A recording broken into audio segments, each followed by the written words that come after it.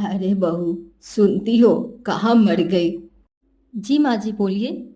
अरे बहू, मैं तो ये कह रही थी कि इस बार तुमने बताया ही नहीं कि तुम्हारे मायके से तुम्हें क्या क्या मिला। माँ जी मैंने बताया तो था कि भैया ने मेरे अकाउंट में डायरेक्ट पैसे ट्रांसफर कर दिए थे। बुरा मत मानना बहू, लेकिन हमें तो नहीं बताया था तुमने। अच्छा, लगता है मैं भूल गई। अच्छा माँ जी, मैं थोड़ा काम कर लेती हूँ। ये कल की आई हुई हमें चलाने चली है। मुझे तो सब पता है। कुछ नहीं देते इसके मायके वाले, गरीब कहीं के। फिर अगले दिन। बहू, मेरे लिए चाय तो लाना। माँ जी मैंने आपकी चाय वहाँ टेबल पे रख दी है। अरे, घर के सारे काम आज इतने जल्दी कैसे हो गए? वो माँ जी मैंने बताया था ना, मेरे भैया भाभी आ रहे हैं आज। अच्छा, तभी इतने जल्दी जल्दी हाथ चल रहे तुम्हारे। मैं तो अपनी बेटी के घर जा रही हूँ। तुम ऐसा करना, जब तुम्हारे मायके वाले आकर चले जाए तो मुझे फोन कर देना, मैं आ जाऊंगी। माँ जी आप नहीं मिलोगे क्या उनसे? अरे, तुम्हारे मायके वाले हैं तो तुम मिलो। अब उसमें मेरा क्या काम? ठीक है माँ जी, आप जाइए, मैं यहाँ देख लूंगी। फिर थोड़ी देर बाद। अरे भैया भाभी, आइए बैठिए, मैं आप लोगों के लिए चाय नाश्ता लगाती हूँ। अरे कोई बात नहीं गुड़िया, आ तू भी बैठ जा, थोड़ी देर बात कर लेते हैं। फिर मैं जल्दी ही घर चला जाऊंगा। क्यों भैया इतनी जल्दी, कुछ काम है क्या? अरे नहीं नहीं, बस ऐसे ही। इधर से ही निकल रहे थे तो सोचे कि तेरे से मिलके चलते हैं। ठीक है भैया। दीदी आपकी सास कहीं दिख नहीं रही है, क्या वो घर पर नहीं है? हाँ भाभी, वो मम्मी को कुछ काम था इसलिए बाहर काम से गई है। अच्छा दीदी, आप तो बहुत परेशान लग रहे हो, कोई बात है क्या? नहीं भाभी, ऐसी कोई बात नहीं है। दीदी, कोई तो बात है जो आपको परेशान कर रही है। हाँ बहू, बता दो अपनी भाभी को कि हम तुम्हें परेशान करते हैं, तभी तो इनको तुम्हें देखकर ऐसा लग रहा है। नहीं माँ जी, दीदी थोड़ा परेशान लग रही थी, इसलिए मैंने पूछा। कोई बात नहीं दीदी, अब हम चलते हैं। ठीक है भाभी। उसके बाद रिया के भैया भाभी चले जाते हैं। बहू, अब ये मत बोलना कि इस बार भी तुम्हारे भैया भाभी खाली हाथ ही आ गए थे। नहीं नहीं माँ जी, वो भैया भाभी इस पर 1 किलो मिठाई लाए थे। बुरा मत मानना बहू, लेकिन तुम्हारे भैया भाभी हमेशा 1 किलो मिठाई लेकर पहुंच जाते हैं। और जब तुम वहां जाती हो तो बैग भर भर कर लेकर जाती हो।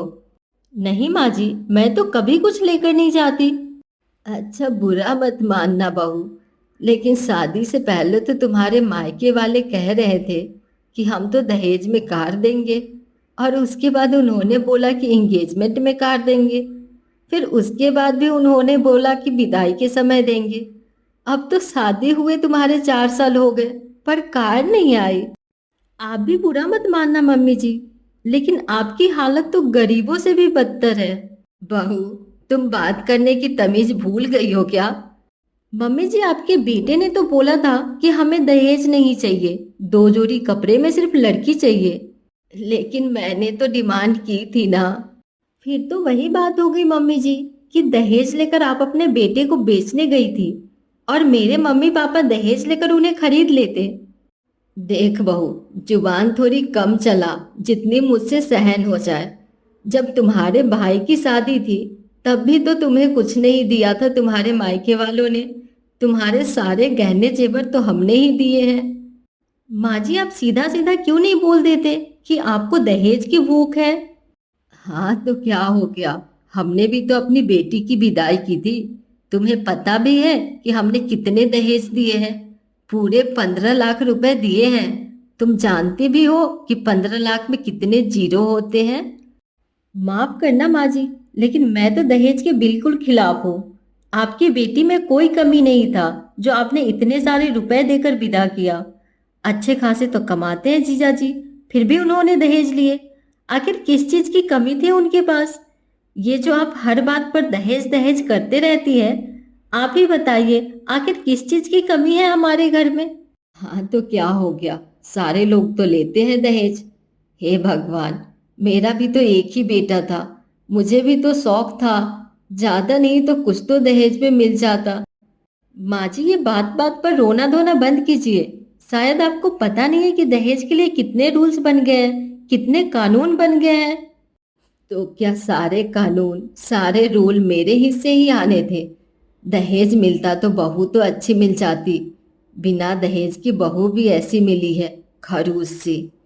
फिर तो मजा आ जाता माँ जी।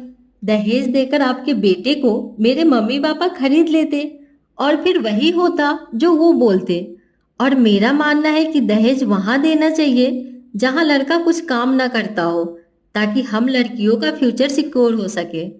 ये तो तुम लोगों की पढ़ी लिखी होने की बातें हैं। छोड़ो, किस्मत किस्मत की बात है।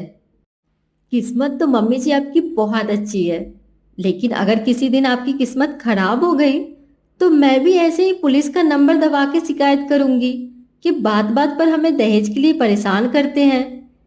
इस दहेज के चक्कर में ही कुछ लोग अपनी बेटी को पैदा ही नहीं होने देते, बेटी पैदा करने से ही डरते हैं। जब आपके जैसे दहेज के भूखे लोगों की मांगे बढ़ती जाएंगी, तब बेटियों की संख्या तो कम हो जाएगी।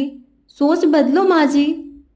अरे बहू, सारी सोच मैंने ही बदलनी है क्या? अपने मायके वालों को भी बोलो कुछ। उनको तो मैंने शादी से पहले ही बोल दिया था कि दहेज देकर शादी करोगे तो मैं तो शादी नहीं करने वाली।